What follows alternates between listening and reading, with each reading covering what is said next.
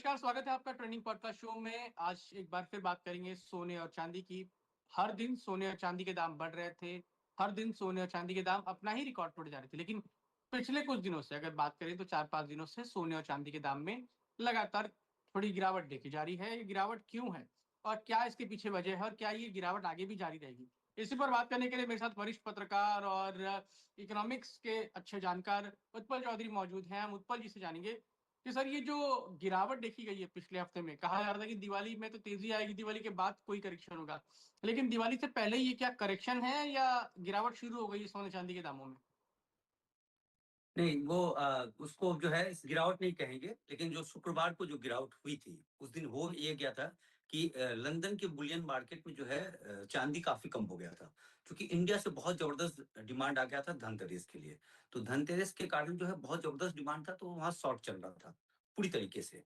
तो जो लोग जो शॉर्ट किए हुए थे, जब उसको सिल्वर खरीदने के लिए जा रहे थे, फिजिकल सिल्वर, तो मिल नहीं रहा था। क्योंकि भारत की तरफ से धनतेरस को लेके बहुत ज़बरदस्त डिमांड आ गया था। जो है 660 मैट्रिक टन जो है वहां से निकल पड़ा था इंडिया के लिए। तो वो शॉर्टेज था। लेकिन उसके बाद से क्या हुआ कि जब वहां से चीजें तो पहले निकल गई, यहाँ हमारे हम्म, यहाँ शुक्रवार को धनतेरस था, तो उससे पहले हम्म, चीजें आ गई। उसके बाद से जो रिफाइनरी में जो सिल्वर थे वो तमाम चीज आया, है ना। तो और एक चीज होता है कि फिर एक जब आप ऊपर नीचे जाते रहते हैं तो एक समय आता है कि आपको कभी कभी बिकवाली भी देखी जाती है। तो वो एक बिकवाली रहा 6% का आसपास का रहा। तो उसमें दो बातें हैं कि चांदी में दो बार जो है 6% की गिरावट देखी गई। एक बार देखा गया था 13-14 तारीख को, और दूसरा जो है ऑप्शन का एक्सपायरी था, उसके कारण भी था। वो उस दिन इत्तेफाक से ऑप्शन का एक्सपायरी भी था, जिसके कारण जो है चांदी में गिरावट देखी गई। लेकिन ये 6% की गिरावट से ये मत समझ लीजिएगा कि चांदी का वो चीज खत्म हो गया। क्योंकि लोग जानते हैं, डरे हुए हैं कि 1980 में क्या हुआ था, चांदी इसी तरीके से $48 पे चला गया और उसके बाद से फिर नीचे गिर गया। और वहां बहुत तेज भागा था। मतलब अगर आप उसको देखें तो $6 से भागते हुए वो जो है $48 पे चला गया था, 8 गुना हो गया हम्म, था 3-4 साल के अंदर में। तो वहां पे एक हंट ब्रदर्स का जो है वो फ्रॉड था, स्कैम था वो बेसिकली। क्या था? कोई आप हाँ, आपूर्ति डिमांड नहीं था। तो मतलब जो है इस समय जो है कहानी कुछ और है। फिर 2011 में भी हुआ, एक गया और फिर नीचे आ गया। तो लोग जो है वो 50 वाले बैरियर से डरे हुए हैं, क्योंकि उनको मालूम है कि दो बार 50 से ये लौट गया है और 45 साल से जो है $50 पे फंसा हुआ है। आप सोचिए कि जो 1980 में खरीदा होगा, जो है $50 के आसपास जो चांदी खरीदा होगा, 45 साल से उसका फंसा रह गया। उस समय से जो है आप पूरा पैसों को देखें तो 4 गुना बढ़ चुका है, सिर्फ जी। पैसों के साथ, गोल्ड को छोड़ दीजिए। हम्म, तो उस हिसाब से उसका $200 का हो जाना चाहिए था, लेकिन वो हाँ। $50 पे है। तो लोग उससे डरे हुए थे। तो जिसके कारण जो है वो जब होता है कि अब बिकवाली आ जाता है, तो फिर लोग क्या करते हैं। उस दिन ये देखा गया था कि बहुत लोग जमकर जो है अपना जो पुराना जो सिल्वर पड़ा हुआ था वो बेचने के लिए आए थे। और बड़ी मतलब पूरे वर्ल्ड में ऐसा नहीं कि शुक्रवार को जिस दिन 6% गिर रहा था, क्योंकि जब गिरा 1% गिरा तो लोगों को लगा कि अब गिर जाएगा। तो बड़े भारी तादाद में लोग आए अपना सिल्वर बेचने के लिए। लेकिन यहाँ कहानी कुछ और है। यहाँ कहानी जो है अब डिफरेंट हो चुका है। देखिए 50 का बेस बना लिया है। आज अगर आप देखें तो चांदी जो था एमसीएक्स में कल जो था वो लगभग 1% से ज्यादा ही उछला था और 52 के आसपास पहुंचा हुआ है।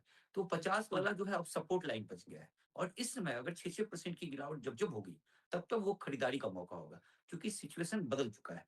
अच्छा, एक चीज बड़ा इंटरेस्टिंग देखने को मिला कि चांदी में, जैसा कि हम लोगों ने पहले भी जिक्र किया था कि 17,40,000 चांदी बचा हुआ है, 50% चला गया इंडस्ट्री में, जिसका इंडस्ट्री कोई में। यूज नहीं है।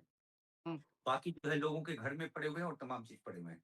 तो लोगों के घर में जो आभूषण जब जब तेज भागता है तभी बेचने के लिए आते हैं, या हम्म, क्राइसिस होता है तो बेचने के लिए आते हैं। तो लोग जो इन्वेस्टमेंट किए हुए हैं और जो बुलियन में पड़ा हुआ है, तो ये टोटल मिलाकर जो है 85,000 मैट्रिक टन के आसपास सिल्वर है। और इस समय एक चीज देखा गया कि बड़ा जबरदस्त डिमांड हुआ है। चाइना के बारे में बताया जा रहा है कि 50% ज्यादा उसने जो है चांदी खरीदा है। अमेरिका जो है वो जमकर चांदी खरीद रहा है। अमेरिका जो है इसको क्रिटिकल मिनरल्स कर दिया। दो तरीके का है, एक तो रेयर अर्थ मिनरल्स हो गया, 17 हो गए, और जो है बाकी मिनरल्स टोटल 60 है। तो इसको क्रिटिकल मिनरल्स घोषित कर दिया गया, क्योंकि रेयर अर्थ में जिस तरीके से चाइना ने कब्जा कर लिया और किसी को मोनोपोली सोचा है। भी नहीं था। हाँ, उसने 90% के आसपास की मोनोपोली हम्म, हो गई। तो उस जिस तरीके और उसके हिसाब से वो सप्लाई चेन रोक दे रहा है। आज अगर चाइना चाहे तो आप और हम जो बात कर रहे हैं ये बंद हो जाएगा, अगला मोबाइल में जी। चिप नहीं आएगा, ईवी गाड़ी नहीं जा पाएगी, मिसाइल नहीं चल पाएगा, कुछ भी जो है जो सैटेलाइट जा रहा है ऊपर वो बंद हो जाएगा। तो ये जो चाइना जो मोनोपोली किया है, और सिल्वर का भी बड़ा जबरदस्त रोल है इंडस्ट्री में, क्योंकि बहुत सारी चीजें जो है वो सिल्वर से बन रहा है। तो जिसके कारण जो है ये, अगर तो लोगों को लगा कि चाइना अगर इसको पूरी तरीके से फिर अपनी मुट्ठी में ले लिया, और जिस तरीके से जो खबर आई थी कि 50% ज्यादा वो खरीदारी कर रहा है, तो इससे सारे जो दुनिया के जो लोग हैं, जो कंट्री है, वो खरीदने लगा। लेकिन सर क्या है कि एक रिकॉर्ड सवाल मैं आपको टोक के पूछ रहा हूँ सर, कि अब तक हम ये सुनते आए हैं कि सोने के दाम इसलिए बढ़ रहे थे कि सेंट्रल बैंक्स बाइंग कर रहे थे देश, अलग अलग देशों के। लेकिन अब आप ये कह रहे हैं कि चांदी जो है वो उसमें जो है अमेरिका और चाइना दोनों का इंटरेस्ट है, ये भी एक वजह है क्या? इसमें प्राइस नहीं बढ़नी चाहिए इससे? नहीं, प्राइस तो बढ़ा ही है। प्राइस हम्म। बढ़ते हुए तभी तो 52 के आसपास हम्म। आया, क्योंकि ये बाइंग हो रहा था तभी आया। और अब हो गई क्राइसिस, क्योंकि हम्म। जो बुलियन मार्केट है, लंदन का जो बुलियन मार्केट है, वहां 26,000 टन के आसपास का ट्रांजेक्शन है। अभी वहां पे जो है 10 टाइम्स कम हो गया, वो 2600 टन के आसपास का है। तो वो कम ही क्यों हुआ? क्योंकि शॉर्टेज हो गया चांदी का। और जो माइन से अब निकल रहा है, और जो मतलब माइन से निकलने में टाइम लगता है, और उसकी जगह जी। फिर रिफाइन होता है, फिर आपके पास आता है। तो डिमांड ज्यादा हो गया, क्योंकि जो क्राइसिस हो गया तो डिमांड ज्यादा हो गया, सप्लाई नहीं है। तो उसके कारण रेट जो 50 वाला जो हम कह रहे हैं कि अब 50 नहीं टूटेगा, क्योंकि डिमांड सप्लाई के खेल के हिसाब से अगर टूटेगा भी तो वो तत्कालिक टूटेगा, कि कोई किसी को बेचना होगा, प्रॉफिट काटना होगा, पहले से किया होगा, हर तरह के लोग होते हैं, तो वो आएगा। तो इसमें जानते हैं हम चाइना और अमेरिका के बारे में जो बता रहे थे, कि ये जब आप सिल्वर खरीदते हो ना, तो 99.9। स्विच करते करते ट्रेड निकल गया। अब जगलिंग भूलो, सही ट्रेडिंग ऐप लाया है multi chart view, first time on mobile. Index, option charts, शुद्ध सिल्वर जो आप खरीदते हो, तो उसको वर्ल्ड बैंक जो है अपने रिकॉर्ड में रखती है कि फलना कंट्री ने खरीदा।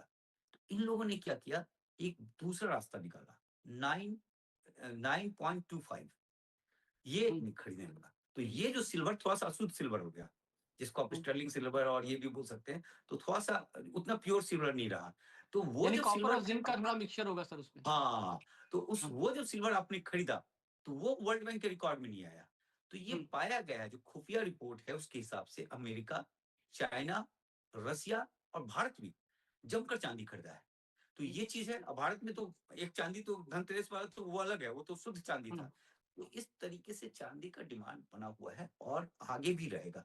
अब जिस तरीके से देखिए, जो चाइना का देखिए, क्या है कि चाइना की जो पॉलिसी था, एक कहावत है कि दुश्मन अगर आपका मजबूत है, तो आप उसके मजबूती का इंतजार मत कीजिए, उसका जो कमजोर पहलू होगा उस पर प्रहार कीजिए। तो अमेरिका देखिए $30 ट्रिलियन का है इकोनॉमी। हम्म। चाइना जो है वो 19 से 20 ट्रिलियन के बीच का है। $10 ट्रिलियन का फर्क है, कमजोर है कागजों में तो। लेकिन उसने देखा कि रेयर अर्थ पे अमेरिका कुछ काम नहीं कर रहा है। ये 1980 से काम करना शुरू कर दिया। 1980 में अमेरिका लीडर था रेयर अर्थ में, और उसकी कंपनी खरीदा, उसकी कंपनी को शिफ्ट किया, 90 से काम करना शुरू किया। अब उसका ये है कि 70% माइनिंग में, 92% प्रोसेसिंग में, 93% मैग्नेट में उसका रोल है। और एक है, उसका नाम मैं भूल रहा हूँ, गैलियम है शायद, वो सेमीकंडक्टर में लगता है, और जो है पेट्रियोट मिसाइल और तमाम चीजों में लगता है, उसमें 98% है। अब उसमें हम पढ़ रहे थे कि अगर कोई दूसरा कंट्री बनाना चाहेगा गैलियम को, तो कितना खर्च होगा। तो उसमें ये आंकड़ा उभर कर सामने आया कि 13 लाख करोड़ जो है आपको जो है खर्च करने पड़ेंगे। 6 रिएक्टर, न्यूक्लियर रिएक्टर बनाने होंगे, 10 साल लगेगा, स्किल पर्सन बनाना पड़ेगा, तब आप जाकर उस रेयर अर्थ को बना सकोगे। तो ये चीज जो हुआ, इसलिए जो अमेरिका देखिए कल ऑस्ट्रेलिया वाले के साथ जो है उसने एग्रीमेंट किया है रेयर अर्थ को लेकर, क्योंकि ऑस्ट्रेलिया के पास रेयर अर्थ है। साथ में वो जो है ग्रीनलैंड के साथ कर रहा है, जो ग्रीनलैंड वाला बीच में इशू हुआ था। कनाडा के साथ भी किया, लेकिन कनाडा फिर उसके हाथ से फिसलता हुआ चाइना की तरफ जा रहा है। तो इसी तरीके से चांदी भले रेयर अर्थ नहीं है, लेकिन इसका इंडस्ट्री में आने वाले समय में बहुत जबरदस्त उपयोग है। तो तो क्या क्योंकि लगता है जो सर, मैं आपको इसलिए टोक रहा हूँ कि सर अभी आपने इतनी डिटेल में बताया कि क्यों चांदी जो है इंपॉर्टेंट है, क्योंकि इंडस्ट्रियल यूज है, और चाइना रेयर अर्थ ने एक तरह से उसको पकड़ के चल रहा है, खरीद रहा है। लेकिन क्या सर अभी जो गिरावट है ये जारी रहेगी? सबसे महत्वपूर्ण सवाल, क्योंकि बहुत सारे निवेशकों का पैसा लगा हुआ है। देखिए ऐसा है कि कोई भी जो है, अभी आप देखें अगर इसमें से हम सिर्फ चांदी की बात नहीं कर रहे हैं, हम्म। चांदी, गोल्ड, उसके हम्म। कॉपर, प्लेटिनम और पैलेडियम, इसमें हम्म। 4 अगस्त से जे शेप का राइज हुआ है। हम्म। जे शेप मतलब ऊपर था, उसके ऊपर नीचे है। गिरा, नीचे गिरा, नीचे गिरने के बाद यूं भागा। तो इकोनॉमिस्ट ने बोला कि भैया ये जे शेप पांचों मेटल जो है क्यों भाग रहा है। तब उसमें से ये बात निकल कर आई कि इसमें तो अमेरिका और चाइना का खरीदारी है। तो देखिए ऐसा है कि जैसे गोल्ड क्यों नहीं गिरेगा, क्योंकि रिजर्व बैंक की खरीदारी है, तो गोल्ड नहीं गिरेगा। इन्वेस्टर भले गिरा सकता है, लेकिन गोल्ड को खरीदने के लिए रिजर्व बैंक जो है, दुनिया के जो तमाम सेंट्रल बैंक है वो बैठे हुए हैं। आप जैसे बेचने जाइएगा वो खरीद लेगा, क्योंकि डॉलर से मजबूत करना है करेंसी को। उसी तरीके से जब आप सिल्वर बेचेंगे तो जो है वो खरीदार मौजूद है। अब खरीदार इन्वेस्टर नहीं है, खरीदार कंट्री है। तो दूसरी बात की आप आपका डेली हम भगाते रहेंगे चांदी को, तो आप क्यों बेचिएगा। आप अगर डेली सुबह उठिएगा और देखिएगा कि जो है 10% बढ़ गया है आपका, तो आप क्यों बेचने जाइएगा। आप तभी बेचेगा ना। आप जो जो होते हैं वो छोटे इन्वेस्टर होते हैं, वो बेचते हैं डर से, खरीदते हैं लोभ से। लोभ से खरीदा कि भैया भागेगा, और डर से और जब बेचा। गिरा तो डर से बेचा। तो जो डर से बेचा, तो उसको डराने के लिए, उससे माल निकालने के लिए यह नीचे गिराएगा। 6% का गिरावट हुआ, ऐसा 6% का और भी गिरावट आएगा। लेकिन ये रैली जो है ऊपर की रैली है। 6% के तो डरना तत्कालिक चाहिए गिरावट आएंगे। नहीं, अभी डरना देखो, चाहिए मेरे बिल्कुल नहीं जैसे डरना, छोटे निवेशक जो ईटीएफ बिल्कुल नहीं में डरना। डाल रहे हैं या वैसे। ऐसा है ना कि सोना चांदी खरीद लिया आपने, जिस रेट में खरीदा, आंख मिलकर सोकर बैठ जाओ, छोड़ दो, देखना भी नहीं है। शेयर बाजार में तो कम से कम आप हफ्ते में एक बार देख लो अपना पोर्टफोलियो जाकर, 15 दिन में एक बार देख लो जाकर। डेली सुबह उठ के भाव देखोगे एमसीएक्स का, तो टेंशन होगा। टेंशन में फिर क्या होगा कि वो आपके हाथ से निकल जाएगा। तो तरीका ये होता है कि आप खरीद दिए हैं, खरीद लेने के बाद आप बिल्कुल भूल जाइए। आप देखिए मत, सिल्वर को ही मत देखिए कि जो है मेरे पास पड़ा हुआ है, भूल जाइए। 1 साल के बाद देखिएगा कहाँ कहानी होगी, कहानी बदल चुकी होगी। कहानी जो है ये अभी गोल्ड और इसके बीच का जो रेशियो है वो 80-82 का है, और ये रेशियो घटकर आना है। तो गोल्ड के कंपेयर में जो है इसको जो है 50 के आसपास रेशियो में आना है। 50 मतलब 2% हो जाएगा, और लोग तो कह रहे हैं कि 30 तक आएगा। तो अभी चांदी में बहुत जबरदस्त डिमांड रहेगा, लेकिन गोल्ड भी पीछे नहीं रहेगा। ये मत सोचिएगा कि गोल्ड भी पीछे रहेगा, तो बड़ा जबरदस्त कंपटीशन होगा 2% आने के लिए इन लोगों मैं को। यही पूछना तो चाह रहा था कि अभी सर सोना खरीदे कि चांदी। देखिए दोनों खरीदिए, थोड़ा जो है सोना खरीदिए, चांदी तो हल्का सस्ता है। दो है, दोनों को इन्वेस्टमेंट करके रखिए। और इस समय देखिए, जो पहले क्या था कि पहले बोला जाता था कि 60% आप शेयर में रखिए और 40% बॉन्ड में रखिए। अब वही मॉर्गन वाला कह रहा है कि 60% शेयर में रखिए, 20% गोल्ड में रखिए, सिल्वर में रखिए, और 20% बॉन्ड में रखिए। दूसरी कंपनी सब कह रहे हैं कि 25% जो है आप सिल्वर गोल्ड में रखिए। देखिए यहाँ से कहानी ना, क्योंकि जीवन बहुत लंबा है, और ये है कम, ये सामान सब है कम, लोगों के पास है नहीं। इसको हम देख रहे थे, कैलकुलेशन कर रहे थे कि 8.1 बिलियन लोग हैं वर्ल्ड में, और जितना गोल्ड और सिल्वर को कीजिएगा तो 97 ग्राम जो है सिल्वर आ रहा है एक आदमी के हिस्से में। एक आदमी के हिस्से में। हाँ, और 37 ग्राम या 33 ग्राम था, वो कैलकुलेशन रह गया कहीं। 33 ग्राम जो है वो गोल्ड आ रहा है। तो पर व्यक्ति का हाथ में आ रहा है, पर कैपिटा बढ़ रहा है, इकोनॉमी बढ़ रही है, लोगों की प्रोस्पेरिटी बढ़ रही है। हम और आप भी देखिए, पहले बसों में ट्रैवल करते थे, अब जो है बस को देखे हुए सालों बीत जाते हैं। तो सब लोग ऊपर बढ़ रहे हैं, तो बट नेचुरल से कि परचेसिंग पावर बढ़ता जाएगा। और ये चीज, ये गोल्ड भगवान का जो दिया हुआ चीज है वो है लिमिटेड, तो वो डिमांड बना रहेगा। तो ये चीज जो होगा, आप अगर अभी रख कर छोड़ देंगे तो ये जनरेशन याद करेगा। और दूसरी बात कि अभी आपको कीमत महंगा लगता है, 2 साल 3 साल के बाद ये कीमत सस्ता लगेगा।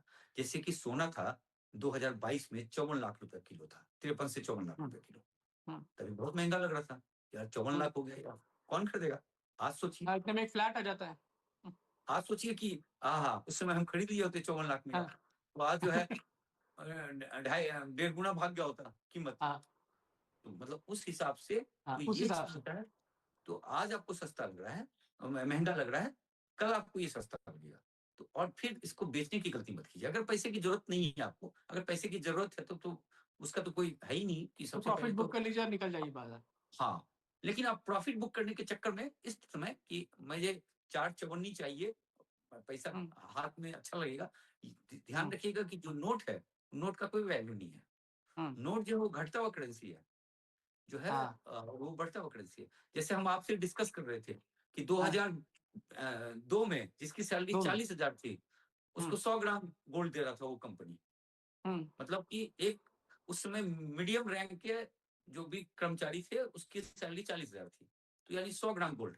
और आज जो 100 ग्राम गोल्ड आज हो गया लगभग 13 लाख रुपया पर मंथ। हाँ। तो 13 लाख मतलब आप टॉप मैनेजमेंट वाली ग्रुप में चले वो गए, सुपर टॉप एग्जीक्यूटिव लेवल से भी ऊपर, बहुत ऊपर जाना पड़ेगा। ऊपर चले गए, वाइस प्रेसिडेंट एंड हाँ। एबव में चले गए। तो आदमी का नोट का वैल्यू खत्म हो गया, गोल्ड का वैल्यू बढ़ा हुआ है। अगर बिल्कुल आप सही। जिस कंपनी को बोलते उस कंपनी को बोलते कि हमें कुछ नहीं, हमें 100 ग्राम गोल्ड ही दो जी, 2002 में भी दे रहे थे, आज भी दो, हम कुछ नहीं चाहिए, हमें कोई इंक्रीमेंट नहीं चाहिए।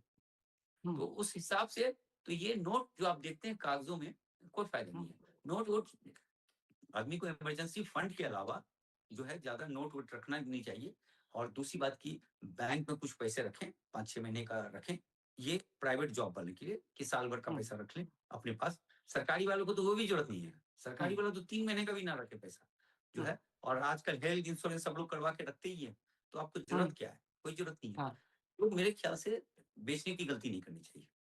सर एक आखिरी सवाल ये कि आपको क्या लगता है, अभी तो प्राइसेस थोड़ा सा नीचे आए हैं, इसको करेक्शन कह सकते हैं एक तरह से, तो क्या आपको लगता है कि आने वाले दिनों में मतलब इस साल के अंत तक वापस से सोने और चांदी दोनों के ही दाम बढ़ेंगे, और अगले साल के लिए क्या प्रेडिक्शन है आपकी, जो देखिए रिपोर्ट्स ऐसा आप देखते हैं उसके आधार पर? दोनों के दाम तो बढ़ ही नहीं बढ़ेंगे, वो तो तय है। लेकिन जो तत्कालिक जो है वो जो 30 अक्टूबर या 31 अक्टूबर को जो बैठक होगी, जो चाइना के प्रेसिडेंट और अमेरिका के प्रेसिडेंट के बीच में, और उस पे से जो ट्रेड वार जो चल रहा है वो किस तरीके से ठंडा होता है, उस पर काफी कुछ निर्भर करेगा। अगर बिल्कुल नॉर्मल हो गया सब कुछ, तो उस समय सोना चांदी का दाम गिर सकता है उस वक्त। अगर तलवार टनी रही दोनों तरफ से तो फिर और तेज भागेगा। तो ये तो तत्कालिक होगा जो अभी दिख रहा है आपको 15-20 दिन के बाद। लेकिन अगर आप अगले साल धनतेरस के बारे में कहेंगे तो तब तक चीजें बढ़ चुकी होगी, सोना का भी रेट काफी ऊपर जा चुका होगा, और जो है सिल्वर का भी रेट काफी ऊपर जा चुका होगा। अब ये जो 60% और 70% वाली बात है, ये होगा या नहीं होगा ये नहीं कह सकते, लेकिन काफी अच्छा होगा। और मेरे ख्याल से शेयर बाजार से ज्यादा ही अच्छा रिटर्न देंगे, क्योंकि शेयर बाजार का एवरेज रिटर्न 15% होता है, तो ये 15-20% से ज्यादा ही रिटर्न रहेगा, ऐसी मुझे उम्मीद है। और सिल्वर में तो बहुत ज्यादा उम्मीद है कि सिल्वर तो बहुत ही जबरदस्त, सिल्वर वो काम कर सकता है जो गोल्ड अब तक करता रहा था, वो कर सकता है सिल्वर। तो मैं M6 मार्केट की बात कर रहा हूँ, कुछ सब्सक्राइबर्स को लगता है कि हम फिजिकल गोल्ड में क्योंकि प्रीमियम पे बिक रहा है तो उनको लगता है सर जिनके ETF है वो कंटिन्यू करना चाहिए आपके हिसाब से, चाहे गोल्ड का हो या सिल्वर हो, उनको कंटिन्यू करना चाहिए अगर पैसे की जरूरत ना है तो? बिल्कुल, जो है उसमें उनको जो है ETF जो ले रखे हैं आप, उस ETF पे आपको कंटिन्यूटी बना कर रखनी चाहिए। और जो क्राइसिस का समय जब होता है ना, जब उस समय हम बोल रहे थे कि ETF अभी मत लीजिए, जब जो हेवी क्राइसिस था, क्योंकि भारत के डिमांड के कारण एक बड़ा सा ह्यू एंड क्राई मच गया था, तो उस समय थोड़ा सा बचने का था। लेकिन इस समय चीजें अब धीरे धीरे सेटल हो रही है, तो इसमें जो है अब डिमांड सप्लाई चलता रहेगा, एक स्मूथली चलता रहेगा। तो आपको जो है फिर से वापस आना चाहिए ETF में, और ETF में रेगुलर वे में खरीदारी करनी चाहिए। लेकिन ध्यान रखिएगा कि आपके पोर्टफोलियो का 20% से ज्यादा ना हो। ऐसा नहीं कि आप 100% सिल्वर और गोल्ड में लगा लीजिएगा, ये मत कीजिएगा। 20% लगाइएगा, 60% आप जो है शेयर बाजार में रखिए, और 20% जो है आप रिजर्व रखिए अपने जो है इमरजेंसी और तमाम चीजों के लिए। तो ये रखिए, मतलब 60-20-20 जो मॉर्गन वाले का जो फॉर्मूला है वो परफेक्ट फॉर्मूला है, उसी पे रहिए। तो ये थे उत्पल चौधरी, वरिष्ठ पत्रकार, इन्वेस्टिंग माइंड्स के फाउंडर और अर्थव्यवस्था की बहुत अच्छे जानकार हैं। उनका कहना है कि अगर आप पोर्टफोलियो मेंटेन कर रहे हैं तो 20% जो है वो आपका गोल्ड सिल्वर ETF में होना चाहिए, बाकी 60% स्टॉक्स में, बाकी अपनी जरूरत अनुसार रखिए। और घबराने की जरूरत नहीं है, सोने और चांदी में इस तरह के करेक्शन या गिरावट ऊपर नीचे चलते रहते हैं, लेकिन आने वाला समय जो है वो सोना और चांदी अच्छे रिटर्न देगा। Thank you so much sir, आपने अपना वक्त दिया, थैंक यू।